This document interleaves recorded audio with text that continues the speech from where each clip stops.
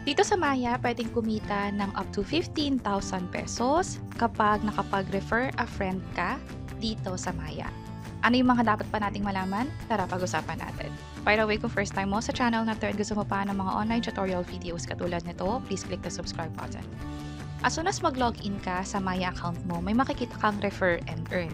Tap mo lang yan and makikita mo yung referral code mo dito. Pwede mo ibigay ito sa mga kaibigan mo o sa mga kakilala mo na gustong mag-create ng Maya account.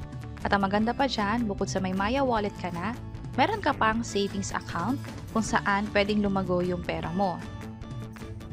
Katulad dito, daily papasok yung interest o yung kita nga o yung tinubo ng pera mo habang nakaipon siya sa Maya. At bukod nga sa paglago ng pera, may iba't ibang features dito katulad ng pagbayad sa mga establishment, mapa fast food man yan, halimbawa sa Jollibee, McDonald's, pwede mong gamitin yung QR code ng Maya. Pwede ka rin mag-load katulad nito, pwede sa Smart, sa Globe at iba pang network. Or pwede ka rin magbayad ng bills. Napakaraming silbi ng Maya. Lalo kung familiar ka na sa ibang mga wallet katulad ng GCash, magiging madali na lang sa'yo ang paggamit ng Maya. So pag-usapan natin tong refer and earn, tap natin to. Ang dapat natin tandaan ay hindi lang sa pag-sign up. So andito yung steps. Kapag mag-refer ka, i-make sure na after nila makapag-download, makapag-verify din sila ng account. Gagamit sila ng one valid ID para i-upgrade yung account nila sa Maya. At ito yung mga ID na tinatanggap sa Maya, karamihan dito ay government-issued ID. Pwede rin naman ang mga secondary ID katulad ng nakalagay dito.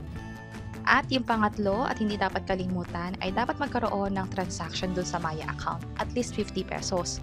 At katulad na pinakita natin kanina, pwede yung scan QR nila o yung mga bills payment o yung paggamit ng virtual or yung actual na card, yung debit card ng Maya sa mga transaction.